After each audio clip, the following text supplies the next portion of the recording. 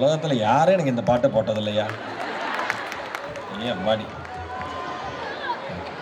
கரெக்டா? தம்பி டேய் கத்தாமல் இருக்கணும்டா, சரியா? இறங்கி வந்து மண்டையில் கொட்டுவேன் பார்த்துக்க. வாத்தியார் வேலை பார்த்துருக்கேன், அமைதியாக உட்கார். இந்த ரோஸ் சட்டை எல்லாம் சொன்னோன்னே கிளம்பிட்டான் பார்த்தியா, அவ்வளோதான் அவன். அவ்வளோ பரவாயில்ல. ஓகே, நீங்களும் பின்னால் பேசாமல் இருக்கணும். என்ன நடந்தாலும் 4 பேரும் பேசாதீங்க. நல்லா இருப்பீங்க. என் குழந்தை வச்சுட்டு வேண்டிக்கிறேன்.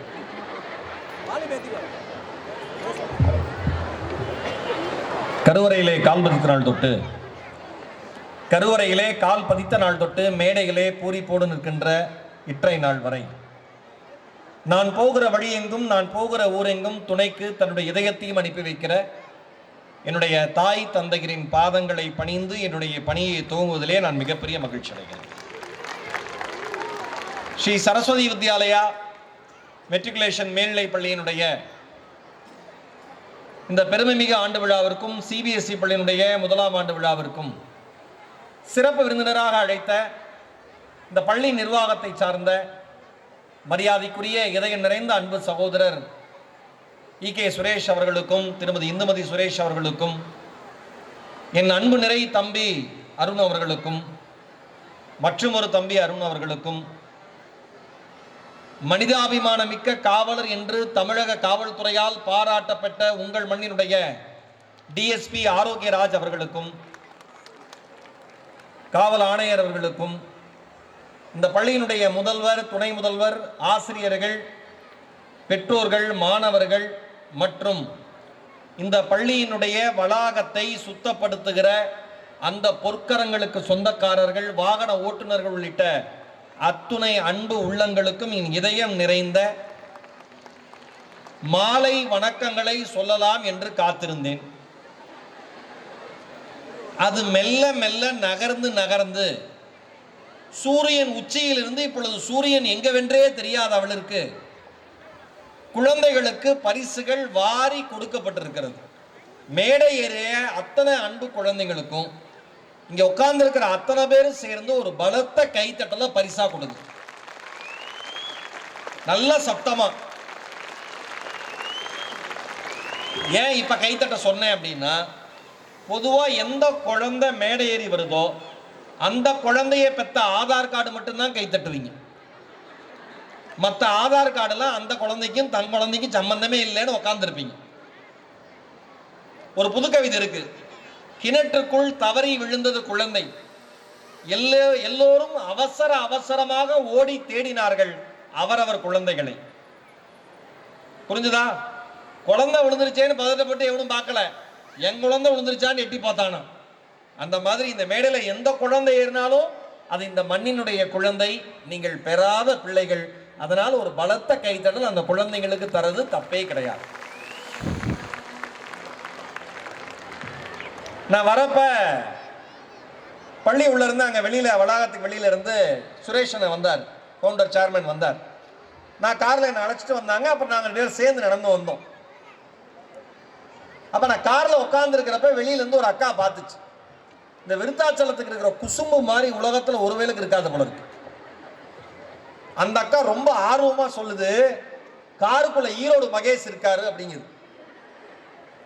அதுக்கு இன்னொரு அக்கா சொல்லுது, அவர் ஈரோடு மகேஷ் இல்லடி, ஈரோடு மகேஷ் மாதிரியே இருக்கார். நான் இப்படி ஒரு ஸ்டேட்மெண்ட்டை உலகத்திலே கேட்டது கிடையாது. கடைசி வரைக்கும் அதை நம்பல. அந்த அக்கா போய் பார்க்கலாங்கிறது இது விடமாட்டேங்குது. அவன் ஈரோடு மகேஷ், நீ வா அப்படிங்க. ஒரு அக்கா கேட்குது, டிவியில கருப்பா இருப்பீங்க, என்னெல்லாம் சந்தேகம் பாருங்க. இன்னொரு அக்கா சொல்லுது, டிவியில குளமா இருப்பாட்டி நேரில் ஒசரமா இருக்காட்டி. டிவியில எப்படி 6 அடி தெரியுமா, அவ்வளவு பெரிய டிவி நம்ம வீட்டில் இருக்கு. இதெல்லாமா நமக்கு சந்தேகம்.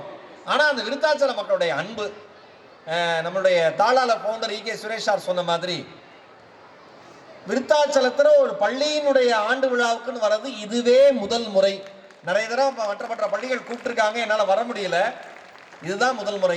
இதற்காக என்னுடைய அன்பு மனிதர் விளம்பர இயக்குனர் பாஸ்கர் அவர்களுக்கு நான் நன்றி தெரிவிச்சுக்கிறேன். அவர் தான் மிக முக்கியமான காரணம் நான் வந்ததுக்கு. அவர் தான் கம்பல் பண்ணி நான் வர வச்சார். நீங்கள் வரணும் சார்னு. இங்கே வந்து பார்த்தா அவங்க எல்லாருடைய அன்பும் ஒவ்வொரு பேரண்ட்ஸையும் பார்க்குறேன், அவங்களுடைய கண்களில் ஆயிரம் ஆயிரம் கனவுகளை தேக்கி வச்சு உக்காந்துருக்கீங்க. என் குழந்தை நல்லா படிச்சிடும், நாளைக்கு சூப்பராக இருக்கும், என்னை நல்லா பார்த்துக்கும், என் குழந்தை நல்லா படிச்சிடும், என் பொண்ணு நல்லா படிச்சிருவா, என் பையன் நல்லா படிச்சிருவான்னு. ஒரு சகோதரனாக சொல்லுகிறேன், நீங்கள் எந்த எண்ணத்தில் இந்த பள்ளியினுடைய வளாகத்திற்குள் உங்கள் குழந்தைகளை கொண்டு வந்து சேர்த்தீர்களோ அந்த எண்ணம் ஈடேறுவதற்கு எல்லாம் வல்ல இறைவனிடம் உங்கள் சார்பாக என்னுடைய பிரார்த்தனைகளும் சமர்ப்பிக்க நான் கடமைப்பட்டிருக்கேன். நிறைய பேர் இந்த உலகத்தில் எல்லாருக்கும் ஒரு சந்தேகம் இருக்கு, ஏன் படிக்கணும், கல்வி என்ன செய்யும் இல்லையா, ஒரு படிப்பு என்ன செய்யும் அப்படிங்கிற ஒரு கேள்வி எப்பயுமே இருக்கும். நபிகள் நாயகம் ஸல்லல்லாஹு அலைஹி வஸல்லம் ரொம்ப அழகா ஒரு வார்த்தை சொல்லுவார். என்ன அப்படின்னா, இரவு முழுவதும் தொழுகையில் ஈடுபடுவதை விட கற்பித்தல் சிறந்ததும் பாரு. டே, இந்த உலகத்துல எது தெரியுமா பெருசு? விடிய விடிய நீ தொழுகையில ஈடுபட்டு இறைவனை கும்பிடுறியா, அதை விட எது தெரியுமா பெருசு? உனக்கு தெரிஞ்ச ஒரு விஷயத்தை இன்னொருத்தருக்கு சொல்லி தரது. உலகம் முழுக்க ஆசிரியர்கள் ஏன் மதிக்கப்படுகிறார்கள் என்றால், அவர்கள் கற்பித்தல் என்கிற மாபெரும் பணியை எப்பொழுதும் செய்து கொண்டே இருக்கிறார்கள் என்பதால் ஆசிரியர்கள் நாம் எல்லோரும் வணங்கக்கூடிய சமூகமாக இருக்கிறார்கள். இங்க இருக்க இவ்வளவு பேரண்ட்ஸ் வந்திருக்கீங்க, இன்னைக்கு எந்த டீச்சராலையாவது நிம்மதியா பாடம் நடத்த முடியுதா, நிம்மதியா ஒரு வார்த்தை திட்ட முடியுதா? இந்த செல்போன் வந்ததுல இருந்து என்ன ஆச்சு அப்படின்னா, நாம இவ்வளவு நாள் இந்த டிவியில தான் பார்த்துருக்கீங்க, செல்போன்ல தான் பார்த்துருக்கீங்க, ஆனா இங்க செல்போன்ல தான் பார்த்துக்கிட்டு இருக்கீங்க. அத்தனை பேர் போனை வச்சுட்டு அப்படியே கை வச்சுட்டு இருக்கீங்க. இதை சொல்றேன், சிரிச்சுக்கிட்டே ஒரு அக்கா வீடியோ எடுத்துக்கிட்டு இருக்கு. இப்ப நான் ஒரு அரை மணி நேரம் 3/4 மணி நேரம் பேசுறேன்னா ஃபுல்லா ரெக்கார்ட் ஆகி வீடியோ ஃபுல்லுன்னு வரும். ரெக்கார்டும் ஆயிருக்காது, கையும் வலிக்கும்.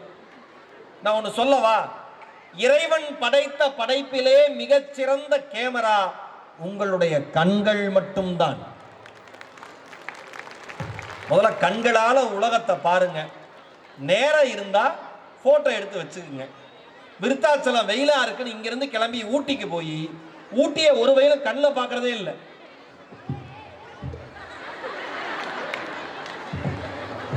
இப்படியே தெரிகிறான் ஊட்டி ஃபுல்லா.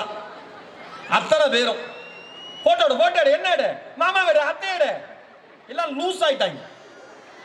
மாமா 4 பேரா நெல்லு, 2 பேரா நெல்லு, தனித்தனியா நெல்லு, பின்னாடி மழை தெரியுதா, கொடி தெரியுதா, போட்டோ எடுத்து முகம் மூஞ்ச காமிச்சோன்னு நான் கருப்பா இருக்கேன், மோடு மாத்தலையா, ஸ்னாப் சாட்ல போய் எடு, அதுல இந்த மோடு ஆக்டிவேட் பண்ணு. நான் சொல்லவா, நீங்கள் நீங்களாக இருப்பது மட்டும்தான் அழகை தவிர நீங்கள் வேறு யாராகவும் மாறுவது ஒருபோதும் அழகாக மாறவே மாறாது. நீங்க இன்னொரு ஆளா மாறணும், நீங்க கலரா காமிச்சுக்கணும், நீங்க கருப்பா காமிச்சுக்கணும், நீங்க சகப்பா காமிச்சுக்கணும். இறைவன் படைத்த படைப்பில் ஒவ்வொருவரும் மாபெரும் அதிசயம் என்பதை மனுஷன் உணர்ந்தா மட்டும்தான் இந்த பைத்தியம் தெரியும். ஊட்டி போய் அவ்வளவு போட்டோ எடுத்துட்டு இந்துமதி சிஸ்டர் அடுத்த வெக்கேஷனுக்கு கொடைக்கானல் போனா ஊட்டியை டெலிட் பண்ணிடுறான். கேட்டா மெமரி ஃபுல், போன்ல இருக்கிறதுக்கு வாய்ப்பு இல்லைல்ல, டெலிட் பண்ணி விட்டுறான். எதுக்கு இந்த வேலை? இன்னைக்கு நான் பாக்குறேன், உங்க குழந்தைங்க என்னெல்லாம் பண்ணுங்கன்னா ஒரு அம்மா அப்பாவுக்கும் வாயில சொல்ல தெரியல. என் குழந்தை நல்லா பாடுவான், இதா என் குழந்தை நல்லா பெயிண்டிங் பண்ணுவான், இதா என் குழந்தை நல்லா கத்துவான், இதா என் குழந்தை என் புருஷனே செருப்பால் அடிப்பான், இதா எல்லாம் போன்ல. மனுஷனுடைய மெமரி எவ்வளவு தெரியுமா? நான் ஒன்று சொல்லவா, இந்த உலகத்தில் இருக்கிற அத்தனை நூலகங்கள் இருக்கிற புத்தகங்களையும், இந்த உலகத்தில் இருக்கிற அத்தனை நூலகங்கள் இருக்கிற புத்தகங்களையும் படிச்சு முடிச்சாலும் அது மாதிரி இன்னும் 1000 மடங்கு தேக்கி வச்சுக்கிற அளவுக்கு மனுஷனுடைய மெமரி பவர் இருக்கு. ஆனா மனுஷன் எந்த மெமரியை நம்புறான்? இந்த மெமரியை நம்புறான். பொண்டாட்டி போன் நம்பர் மனப்பாடமா தெரியல, புருஷன் போன் நம்பர் மனப்பாடமா தெரியல, அம்மா அப்பா போன் நம்பர் மனப்பாடமா தெரியல. அவன் போன் நம்பரே போனை பார்த்து சொல்றான், உங்க நம்பர் சார் அப்படின்னா, உங்க நம்பர் சொல்லுங்க, மிஸ்டு கால் கொடுக்குறேன், ஏன் மறந்துச்சு சார், எதுவுமே தெரியல. எல்லாத்துக்குமே இதை நம்புறான் மனுஷன். மனுஷனே நம்புறதில்ல. பெற்றோர்கள் உங்களுக்கு சொல்றேன், உங்கள் குழந்தைகள் பத்தி ஏதாவது விஷயம் சொல்லுங்கன்னா போனை காமிக்காம என் குழந்தை இதெல்லாம் சூப்பரா பண்ணுன்னு சொல்ற பெற்றோர்களா நீங்க இருந்தீங்கன்னா உங்களை வாழ்த்துவதற்கு ஒரு சகோதரனாக நான் கடமைப்பட்டிருக்கிறேன். டிஎஸ்பி சார் ரொம்ப அழகா சொன்னார், எனக்கு ரொம்ப பிடிச்சிருந்தது அவருடைய பேச்சு. ஒன்னு சொல்லவா? டே நீ இப்படிறா, நீ அப்படிறா, நீ வந்து போனை பார்க்காதரா, நீ டிவியை பார்க்காதரா, நீ வந்து பெரியவங்கிட்ட மரியாதை நடந்துக்கடா, எல்லாத்தையும் மரியாதையா பேசுறா சொன்னா குழந்தைங்க கத்துக்காது. நீங்கள் சொல்வதால் ஒருபோதும் உங்கள் குழந்தைகள் அதன்படி வளர்வது கிடையாது, வாழ்வது கிடையாது. வேற எப்படி மாறுவாங்கன்னு கேட்டா, நீங்கள் வாழ்ந்து காட்டுங்கள், அதை பார்த்து அவர்கள் வாழ கற்றுக்கொள்வார்கள். நீங்க வாழ்ந்து காமிங்க. டே பெரியவங்கிட்ட மரியாதையா பேசுறான்னா சொந்தக்காரனை பத்தி மரியாதையா வீட்டுல பேசுங்க.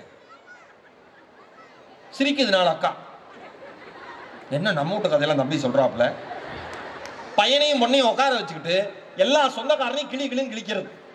அவன் உருப்பட மாட்டான், வீட்டுக்கு வந்தா குடும்பத்தை கெடுத்து விட்டுருவான், அவன் வீட்டுக்கே நம்ம போகக்கூடாது, மாமான்னு பேரு, இனிமே வரட்டும் காலை ஒடிக்கிறேன், இப்படிலாம் பேசிட்டு இருப்பாங்களா. கரெக்டா அந்த மாமா வீட்டுக்கு வந்துருவாப்ல. வீட்டுக்குள்ள வரப்ப உடனே சொல்லும் அந்த அம்மா, இப்பதான்ப்பா உன்னை பத்தி பேசிட்டு இருந்தேன், 100 ஆயுஸ் வா. பையன் அதிர்ச்சி ஆகிறான். அம்மா அப்பா மென்டலா இல்ல மாமா மென்டலான்னு தெரியல. ஏன்னா 2 பேரும் என்ன வித்தியாசமா இருக்காங்க, சொல்றது ஒண்ணு செய்யறது ஒண்ணுன்னு. நீங்கள் மரியாதை கத்துக் கொடுங்க, நீங்க வீட்டுல மரியாதையா பேசுங்க, நீங்க உறவினர்களை மதிக்க கத்துக்கோங்க. நீங்க போன் பார்க்காதீங்க, நீங்க சீரியல் பார்க்காதீங்க. டேய் டிவியை பார்க்காதன்னு சொல்லிட்டு பாக்கியலட்சுமிக்கு என்ன ஆனா உனக்கு என்னன்னு கேட்கிறேன். அன்னைக்கு ஒரு அம்மா ஈரோடு பெரியமாரின் கோயில அங்க பிரதர்சனம் பண்ணிட்டு இருக்கு. ஏமா அங்க பிரதர்சனம் பண்றேன்னு கேட்கிறேன். பாக்கியலட்சுமி நல்லா இருக்கணும், புருஷன் குழந்தை அவங்களாம் எங்க இருக்குன்னு தெரியலங்க. பட்டா ஒரு அக்கா அப்படி சிரிக்குது. எல்லாத்துக்குமே கவலை. உங்க குழந்தைகளை பத்தி நீங்க கவலைப்படுங்க. நான் ஒண்ணு சொல்லவா, பிரின்சிபல் சார் இங்க பேரண்ட் டீச்சர்ஸ் மீட்டிங் இருக்குல்லமா, இருக்கா? நான் எந்த ஆனுவல் டேக்கு போனாலும் நான் சொல்றேன், பேரண்ட் டீச்சர்ஸ் மீட்டிங் கூப்பிடுறாங்களா? எஸ்ஸா? நல்லா சத்தமா சொல்லுங்க எஸ்ஸா. இப்ப பேரண்ட் டீச்சர்ஸ் மீட்டிங் கூப்பிடுறப்ப ஒவ்வொரு வீட்லயும் ஒரு கலெக்டர் ஐயாவும் கலெக்டர் அம்மாவும் இருப்பீங்கல்ல, புரிஞ்சிருக்கும்னு நினைக்கிறேன். அதுல எல்லா பேரண்ட் டீச்சர்ஸ் மீட்டிங்கும் அந்த கலெக்டர் ஐயா கலெக்டர் அம்மா சேர்ந்து வர மாட்டாங்க. ஒன்னா கலெக்டர் அம்மா வரும், இல்லனா கலெக்டர் ஐயா மட்டும் வருவார். கரெக்டா மேடம்? நீங்க அவங்கள சில சமயம் சில பேர் வரதே இல்லை. ஏன்னா 2 கலெக்டர் 2 மாவட்டத்தை பாத்துக்கிறாங்க, வரமாட்டாங்க, பிஸி. நான் என்ன கேட்கிறேன், நீங்கள் சேர்க்கிற சொத்து, நீங்கள் சேர்க்கிற பணம், நீங்கள் சேர்க்கிற புகழ், நீங்கள் சேர்க்கிற அதிகாரம் எதுவுமே உங்கள் குழந்தைகளுக்கு தேவையில்லை. எது தெரியுமா தேவை? எனக்காக என்னிடத்தில் நான் படிக்கிற பள்ளியில் என் தாயும் தந்தையும் எனக்காக வந்து நின்று கொண்டிருக்கிறார்கள் என்கிற பெருமை மட்டும்தான் அந்த குழந்தைக்கு தேவை. வர்ற பேரண்ட்ஸ் எல்லாம் கை தட்டுறீங்க, வராதவங்க அமுக்குனியா உட்கார்ந்துருக்கீங்க. வந்து வாங்க, உங்க பையன் என்ன பண்றான், உங்க பொண்ணு என்ன பண்றா, வந்து கேளுங்க. ஒரு வாரமா அவன் நடவடிக்கையே சரியில்லை, ஸ்கூலுக்கு ஒழுங்கா இருக்கானா, அவன் பிஹேவியர் பழக்க வழக்கம் சரியா இருக்கா, நடத்தையில மாற்றம் இருக்கா, டீச்சர்கிட்ட கேளுங்க. உங்கள் குழந்தைகளை பற்றி உங்களுக்கு 10% தான் தெரியும். உங்களுக்கு பாடம் எடுக்கிற ஆசிரியர்களுக்கு உங்கள் குழந்தைகளை பற்றி 100க்கு 100 தெரியும் என்பதை முதலில் நம்புங்க.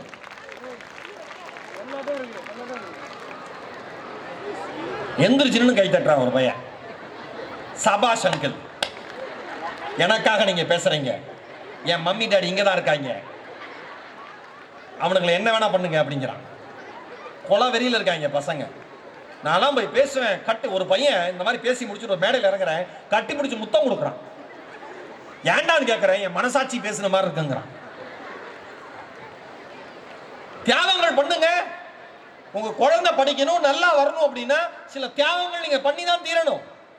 படிக்கிற டைம்ல அவனை ஒரு ரூம்ல பூட்டி வச்சுட்டு நீங்க ஹால்ல உட்கார்ந்து டிவி பார்க்காதீங்க. அன்னைக்கு ஒரு வீட்டுக்கு போயிருக்கேன், டிவியே இல்லை.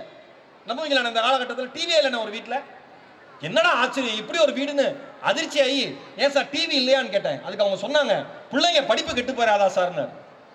நல்லா நெஞ்சில கை வச்சு சோஃபாவில் உட்காந்துட்டேன். இந்த காலத்தில் இப்படி ஒரு அப்பா அம்மாவா போய் கட்டி உங்களை கும்பணும்டான்ட்டு, சரி குழந்தைங்க எங்கன்னு பக்கத்து வீட்டில் டிவி பார்க்க போயிருக்குன்னா, என்ன ஒரு புத்திசாலித்தனம். சில தியாகங்கள் நீங்க பண்ணுங்க, குழந்தைங்களை கவனிங்க. டேய் தங்கம், எனக்கு பிடிச்ச சீரியல் நான் பார்க்காம இருக்கேன், உனக்கு போன் பார்க்கறது பிடிக்கும்ல, நீ பார்க்காம இரு. இதுதான் டீலிங். 2 மணி நேரம் நீ படி, 10 நிமிஷம் பாரு, 20 நிமிஷம் பாரு. போன் பார்க்காதீங்கன்னு சொன்னா உங்க குழந்தைங்களுக்கு உங்களை பிடிக்காது. ஏன்? அதுங்க டெக்னாலஜி வேர்ல்ட்ல பிறந்த குழந்தைங்க, நாம டெக்னாலஜி வேர்ல்டுக்குள்ள வந்த பேரண்ட்ஸ். நல்லா ஞாபகம் வச்சுங்க, புரியுதா? அவன் பிறக்கிறப்பே போன் இருக்கு, அவன் பிறக்கிறப்பே டெக்னாலஜி இருக்கு. நம்ம வளர்ந்ததுக்கு அப்புறம் தான் 1100 அமுக்கி அமுக்கி கத்துக்கிட்டோம். நம்ம ஊர்ல போனை இப்படி வாங்கிட்டு இப்படி திருப்பி பேசுவான். வித்தியாசமான ஆளுங்க. உலகத்துல எந்த கண்டுபிடிப்பு கண்டுபிடிச்சாலும், அறிவியல் கண்டுபிடிச்சாலும் அதுல ரப்பர் பேண்ட் போடுறவன் தமிழன் தான். போன்ல ரப்பர் பேண்ட் போட்டிருப்பான், மைக்ல ரப்பர் பேண்ட் போட்டிருப்பான், செல்போன்ல ரிமோட் கண்ட்ரோல்ல ரப்பர் பேண்ட் போட்டிருப்பான். ஒரு வீட்டில் இன்னைக்கு டிவிக்கே ரப்பர் பேண்ட் போட்டிருக்கான். ஏண்டான்னு கேட்கறேன், வெளியில சரியா தெரிய மாட்டேங்குது சார், டைட்டா பண்ணா நல்லா தெரியுங்கிறான். சில தியாகங்கள் நீங்க பண்ணுங்க. எந்த குழந்தையும் நல்ல குழந்தை தான் மண்ணில் பிறக்கையிலே அவன் நல்லவனாவதும் தீவனாவதும் அன்னை வளர்ப்பினிலே. இல்ல சார், நான் நல்லா தான் வளர்த்தேன், ஆனா இப்படி ஆயிட்டான். வளர்த்தா மட்டும் பத்தாது, அவனை பாருங்க, கண்காணிங்க, என்ன பண்றான்னு போடுங்க, பின்னாடியே பாருங்க. ஸ்கூலுக்கு வாங்க, பேரண்ட் டீச்சர்ஸ் மீட்டிங்க்கு. ஒருவேளை சாரோ டீச்சரோ திட்டாலோ அடிச்சுட்டாலோ, பையனோ பொண்ணோ உங்க வீட்டுக்கு வந்து அம்மா என்ன திட்டாங்க, அப்பா என்ன திட்டாங்க, அம்மா என்ன அடிச்சுட்டாங்க, அப்பா என்ன அடிச்சுட்டாங்கன்னு சொல்லிட்டா உடனே ஒரு குட்டியானை எடுத்துட்டு 50 பேர் ஓடி வந்துடாதீங்க. ஸ்கூலுக்கு நல்லா இருப்பீங்க தெய்வங்களே. உடனே வந்து என் குழந்தைய அடிச்ச, என் குழந்தை மேல எப்படி கைய வைக்கலாம், நான் பெத்தது ஒண்ணே ஒண்ணு. ஸ்கூல்ல நிப்பாட்ட சொன்னாங்களா உன்னோட நிப்பாட்டுன்னு? இல்ல கவர்மெண்ட்ல இருந்து கடிதம் வந்துச்சா, ஸ்ரீ சரஸ்வதி வித்யாலயால உங்க குழந்தை அனுப்புறீங்க, இனிமேல் அடுத்த குழந்தைக்கு முயற்சி செய்யாதீர்கள், கவர்மெண்ட்ல போட்டாங்களா? நமக்கு இவ்வளவுதான் சக்தி, நாம நிறுத்திட்டோம். ஒன்னோட ரெண்டோட குழந்தை அடிக்காதன்னு வர ஒண்ணு சொல்லவா? கடந்த 15 வருஷத்துல எஸ்ஐயா இருந்து டிஎஸ்பி இருக்கார் ஆரோக்கியராஜ் சார், அவர்கிட்ட கேட்கிறேன், கடந்த 15 வருஷத்துல தான் சமுதாய ஒழுங்கினம்ங்கிறது இவ்வளவு அதிகமாச்சு. உண்மையா இல்லையா சார்? 15 வருஷம், கரெக்டா 1.5 டிகேட் வச்சுக்கோங்க. 15 வருஷத்துல தான் இவ்வளோ மாற்றம் மக்கள் மனசுல, படிக்கிற மாணவர்கள் மனசுல. ஏன் தெரியுமா? என்றைக்கு பாடம் சொல்லி தருகிற ஆசிரியர்கள் கைகளில் இருக்கிற பிரம்பை இந்த சமுதாயம் பிடுங்கிக் கொண்டதோ அன்றைக்கே இந்த சமுதாயம் தரம் தாழ்ந்த சமுதாயமாக மாறி போனது. அடிக்காத, திட்டாத, வேற யார் அடிக்கவா திட்டுவா? அந்த உரிமை ஆசிரியர்கள் தான் இருக்கு. யாரும் பிடிக்காம அடிக்கிறது இல்ல, பிடிக்காம திட்டுறது இல்ல. உங்க பையனையும் பொண்ணையும் யாருக்கும் பிடிக்காம போயிடக்கூடாதுன்னு அடிக்கிறாங்க, திட்டுறாங்க, இவ்வளவுதான். அதை நம்ம உணர்றதே இல்லையே. அடிச்சுதான் கேள்விப்பட்ட ஒரு குட்டியானை வாடகைக்கு எடுத்துட்டு பெரியப்ப மாமன் சித்தப்பன் இந்த தெருவுல என்ன 4 பேர் வீணா போட நிப்பான், அவனையும் அள்ளி போட்டு வாடான்ட்டு, எங்க போற வாடா, இங்க வந்துட்டு ஏன் அடிச்சீங்க ஒன்னு சொல்லவா? உங்கள் குழந்தைகள் முன்பாக உங்கள் குழந்தைகளுக்கு பாடம் சொல்லித் தருகிற ஆசிரியர்களை நீங்கள் கேள்வி கேட்டீர்கள் என்றால் நாளைக்கு உங்கள் குழந்தைகள் எந்த தவறையும் செய்வதற்கு தயாராக இருப்பார்கள் என்பதை மட்டும் மறந்து விடாதீர்கள். இது உளவியல் ரீதியான உண்மை. ஒவ்வொரு ஆசிரியரும் இங்க வந்து நின்னாங்களே, சிபிஎஸ்சியா இருக்கட்டும், நம்ம மெட்ரிகுலேஷனா இருக்கட்டும், இங்க வந்து நின்னாங்களே, நின்ன அத்தனை ஆசிரியர்களுக்கும் குடும்பம் இல்லையா, குழந்தைங்க இல்லையா, அவங்களுக்கும் ஒரு பர்சனல் லைஃப் இல்லையா? சார் ஒரு இப்ப சார் டிஎஸ்பியா இருக்காரு, ரிட்டையர்ட் ஆயிட்டா ரிட்டையர்ட் டிஎஸ்பி தான் சொல்லுவாங்க. அருண் சொன்னாரு, என் ஃப்ரெண்ட் எல்லாம் ஜட்ஜா இருக்காங்கன்னு. ரிட்டையர்ட் ஆயிட்டா ரிட்டையர்ட் ஜட்ஜு தான். எந்த போஸ்டிங்ல இருந்தாலும் ரிட்டையர்டு அப்படிதான் சொல்லுவாங்க. ஆனா ஆசிரியர்களை சாகர வரைக்கும் அந்த தெருவுல டீச்சர் வீடு எங்கன்னா கேட்பான், ரிட்டையர்டு டீச்சர் வீடு எங்கன்னு கேட்க மாட்டான். ஏன்? ஒரு சமுதாயத்தை நல்ல முறையா மாத்தணும்னு பதிவு பண்ண தன்னுடைய என்ன சொல்றது உடல் பொருள் ஆவிய அர்ப்பணிச்ச ஒரு மனுஷனுக்கு ரிட்டையர்மெண்டே கிடையாது. அதனாலதான் டீச்சர் வீடு எங்க, சார் வீடு எங்கன்னு தான் கேட்பாங்க. மற்ற இடத்தெல்லாம் ரிட்டையர்ட் போட்டு தான் கேட்பாங்க. அவ்வளவு ஒரு புனிதமான பணி, அதை நீங்க ரெஸ்பெக்ட் பண்ணுங்க அப்படிங்கிறது என்னுடைய தாழ்மையான வேண்டுகோள். இந்த உலகத்தை திறப்பதற்கான சாவி கல்வி, சுதந்திரத்திற்கான கடவுச்சீட்டு கல்வி நாங்க ஓப்ரா வின்ஃப்ரே. நீங்க இந்த செல்போன்ல போய் என்னென்னோ பாக்குறீங்கல்ல, தேவையில்லாத வீடியோ வருது, நம்ம டவுன்லோட் பண்ணி பாக்குறோம்ல, என்னன்னே தெரியாது, சும்மா பார்த்து பொழுது போக்கிட்டு இருக்கோம். நல்ல விஷயங்கள் சொல்றேன், அதெல்லாம் கொஞ்சம் தேடி போய் படிங்க. ஒரு சீன பழமொழி சொல்லுது, ஆசிரியர்கள் தான் வாழ்க்கைக்கான கதவை திறக்கிறார்கள். ஆசிரியர்கள் தான் வாழ்க்கைக்கான கதவை திறக்கிறார்கள். ஆனால் நீங்கள் தான் உள்ளே செல்ல வேண்டும். இன்னும் அழகான பழமொழி பாருங்க. அவங்க திறந்துருவாங்க, வாங்கடா நல்லா படிச்சா நல்லா வரலான்னு அந்த வழியை காமிப்பாங்க. ஆனா நீங்க உள்ள போனா மட்டும்தான் அதை சக்சஸ் பண்ண முடியும். என் அருமை பெற்றோர்களே, சில தியாகங்களை எப்பயுமே நீங்க பண்ணுங்கிறது என்னுடைய வேண்டுகோள். ஒரு சின்ன உதாரணம் சொல்றேன். ஆசிரியர்களுடைய கண்டிப்பை நீங்க எப்படி எடுத்துக்கணுங்கிறதுக்கான ஒரு சின்ன உதாரணம் சொல்றேன். கழுகு இருக்குல்ல, கழுகு பார்வைன்னு சொல்றோம். ஆம்பளைங்கெல்லாம் வீட்டில் இருக்கிற மனைவியை சொல்லுவாங்க, பெண்களை சொல்லுவாங்க, உங்க அம்மா கழுகு பார்வடா, நான் எங்க போனாலும் பார்த்துக்கிட்டே இருப்பாடா, நிம்மதியாவே விட மாட்டாடா. இதை சொல்லுவாங்க எப்பயுமே. ஏன் கழுக சொல்றோம் அப்படின்னா, பறவைகள்லயே மிக உயரமான இடத்துல கூடு கட்டுற பறவை எது? கழுகுதான். Very good. அவர் பிரைட்டா சொல்றானே, கழுகுதான் மிக உயரமான இடத்துல கூடு கட்டும். அது முட்டை பொரிச்சதுக்கு அப்புறம் அழகாத்த அது அந்த குஞ்சுகள், அந்த குட்டிகள் வெளியில வரப்ப பெண் கழுகு அந்த கூட்டினை மெத்து மெத்துன்னு கட்டும். அப்படியே மெத்த மாதிரி ஜம்முன்னு இருக்குமா அந்த கூடு.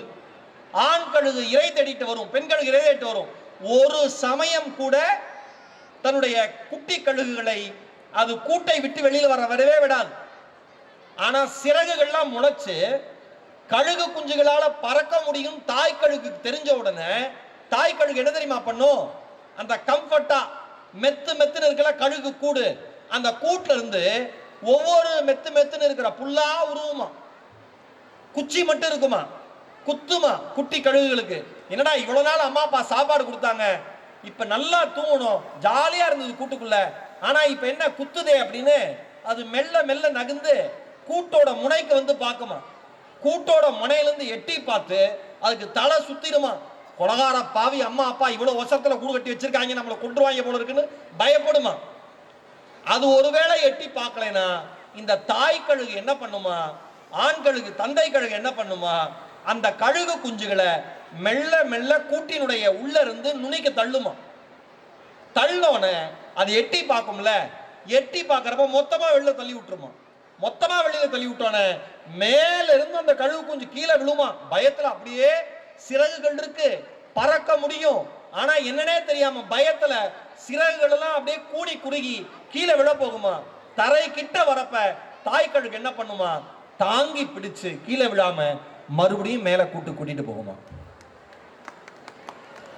மறுபடியும் தள்ளி விடுமா, மறுபடியும்